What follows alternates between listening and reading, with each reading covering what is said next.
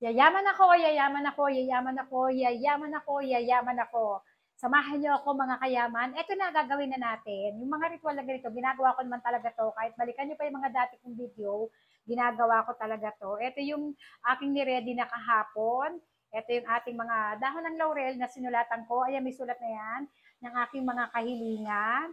At nandito rin, ito matagal ko na itong ginawa. Kung kayo yung taga-subaybay ko dati pa, ang tagal na nito sa akin at hanggang ngayon ito pa rin yung ginagamit ko.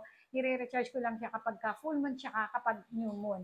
Nadagdagan lang nitong amethyst para iwas sa mga isipin, sa mga anxiety, di ba? Stress, ayan. Amethyst na makakatulong sa atin at nagdadala rin yan ng swerte.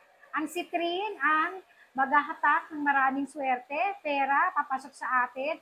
Bagay na bagay ito sa may mga negosyo or kahit walang negosyo na kagaya ko, bagay na bagay ito. Siyempre, meron din tayong clear quartz. Ito naman ay pampaboost, pampabilis na makahatak tayo ng pera at matanggal yung mga anxiety at stress natin sa buhay.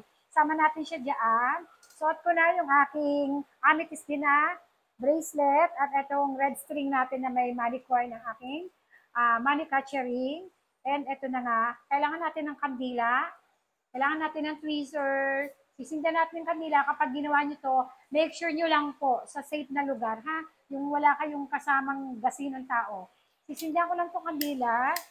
And kailangan, kapag ginawa nyo to, naniniwala kayo na yung mga sinulat nyo dito sa inyong mga dahon ng laurel ay makiklaim nyo. So ako naniniwala ako na lahat ng sinulat ko rito ay makiklaim ko. Amen. So eto na nga, gagawin lang natin, gumamit tayo ng tweezer para hindi tayo mapaso. Meron ako nakasulat dyan. Sa dulo lang natin siya.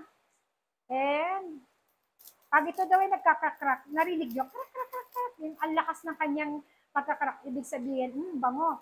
Ibig sabihin, mabilis na darating yung swerte sa atin. Ang lakas niya, tingnan nyo.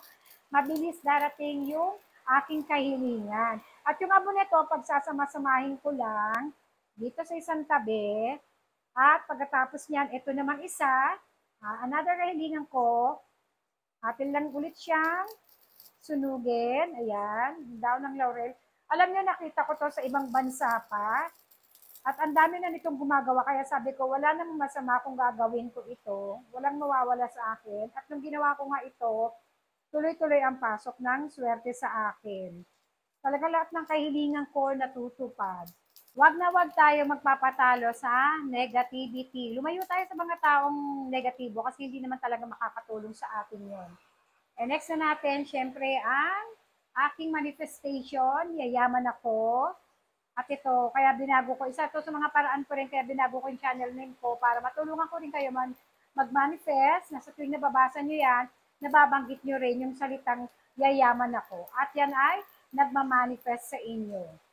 Ayan. At ito, syempre, magkakanegosyo ako. Isa rin sa aking kahilingan.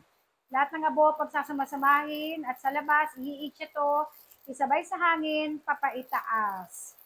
Ayan. Ganyan lang mga kayaman para matupad ang ating mga kahilingan at matagal ko na itong ginagawa. Pwede na natin patayin ngayon ang ating kandila.